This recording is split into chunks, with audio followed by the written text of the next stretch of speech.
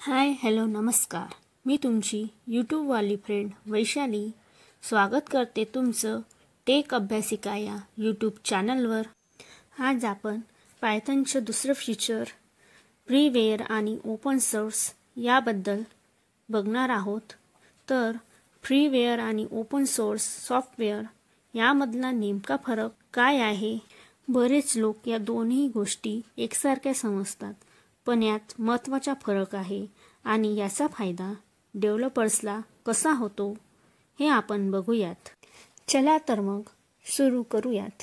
पायथनला freeware का बरं म्हटलं जातं? तर फ्रीवेअर म्हणजे अशी सॉफ्टवेअर किंवा भाषा जी तुम्हाला फुकटात वापरता येते, त्यासाठी पैसे मोजावे लागत नाही।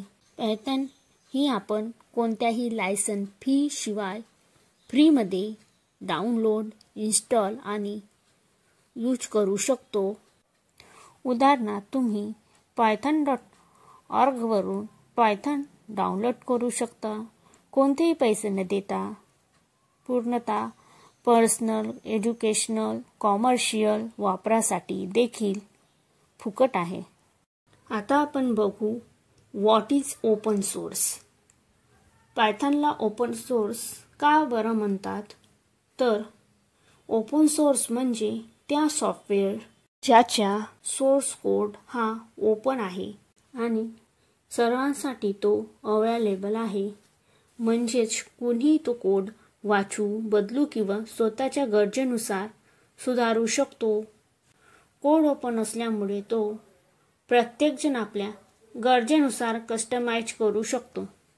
पायथनचे जे फादर आहेत जी.व्ही. रॉसम यांनी पायथनची मूळ आवृत्ती सी पायथन तयार केली होती।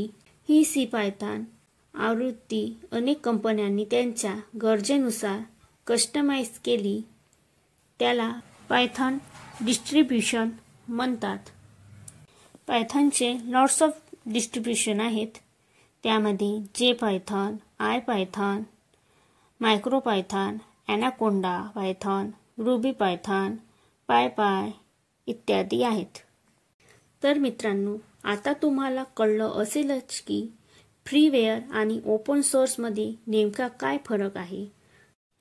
अशा अचूक माहितीपूर्ण व्हिडिओसाठी चॅनलला सबस्क्राइब करा आणि व्हिडिओला लाईक करा।